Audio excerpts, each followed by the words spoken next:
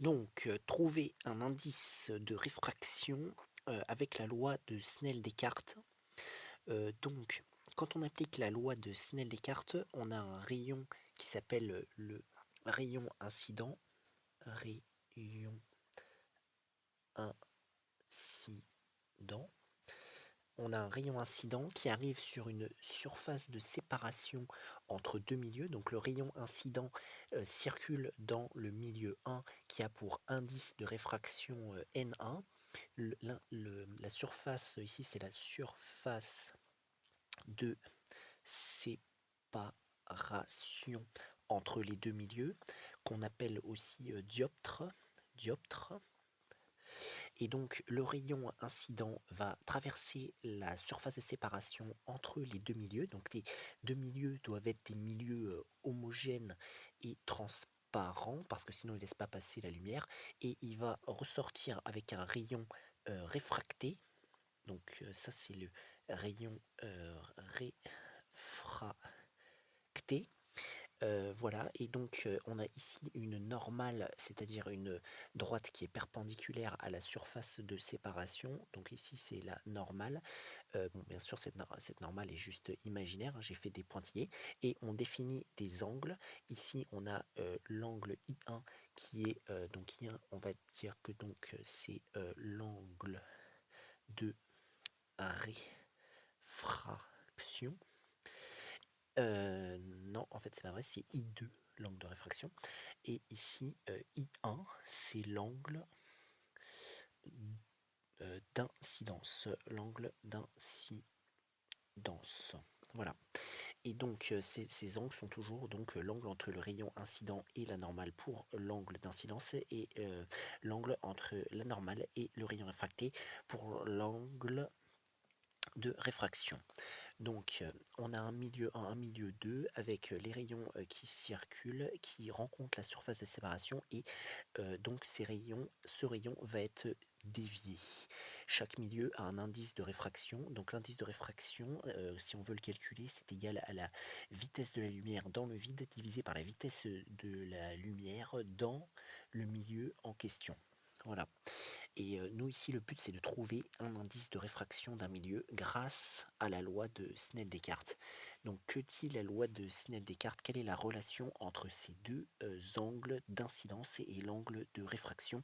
Cela dit que donc l'indice du milieu 1 fois le sinus de l'angle d'incidence est égal à l'indice du milieu 2 fois le sinus euh, de l'angle de réfraction. Et donc, nous, par exemple, imaginons qu'on connaisse l'angle d'incidence, l'angle de réfraction, et qu'on veut déterminer l'indice d'un des deux milieux, par exemple l'indice du milieu 2. Donc, bien sûr, il faut connaître l'indice du milieu 1. Et donc, comment est-ce qu'on fait? On isole l'indice de réfraction du milieu 2. Et donc, pour cela, il faut retirer le sinus de I2. Donc, du coup, on divise des deux côtés par sin de I2. Ici, on divise par sin de I2. Et donc, le sin de I2 va se simplifier en haut et en bas.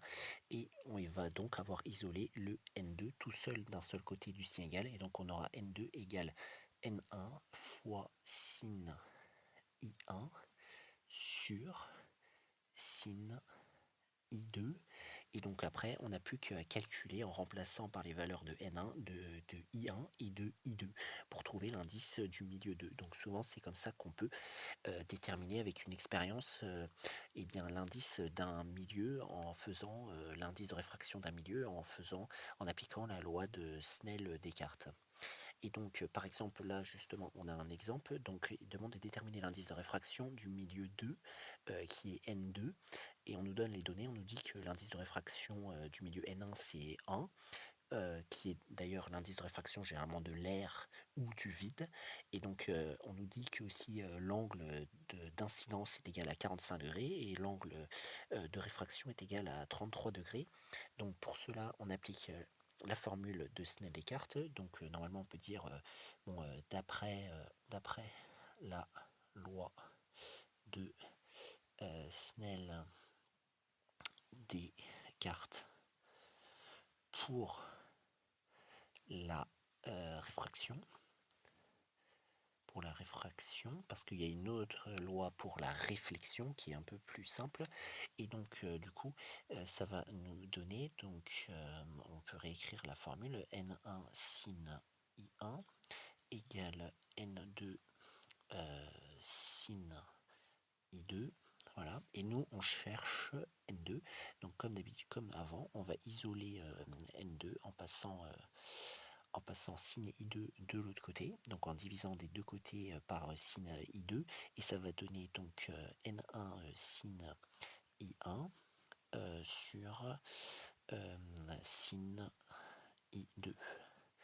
Et donc ensuite on va remplacer n1 par son expression, c'est-à-dire, enfin par sa valeur, c'est-à-dire 1,00 fois sin de 45 degrés sur sin de 33 degrés.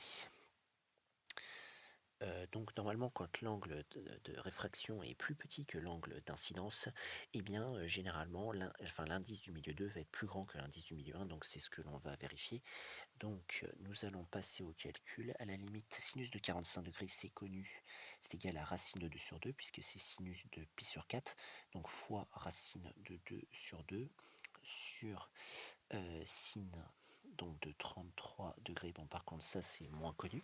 Donc maintenant on va prendre la calculatrice et on va calculer pour savoir combien est-ce que combien est-ce que cela va faire. Donc finalement ça fait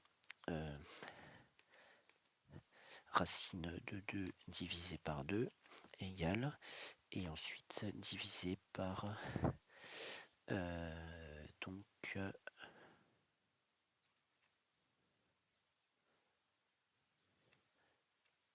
sin de 33.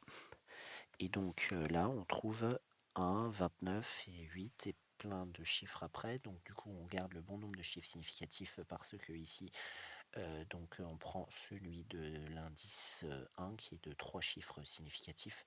Donc ça nous fera égal 1, et donc en arrondissant, sachant que ça fait 1,29 mais après le 9 il y a un 8, donc 3 chiffres significatifs, on arrondit au-dessus, donc ça fera 1,30.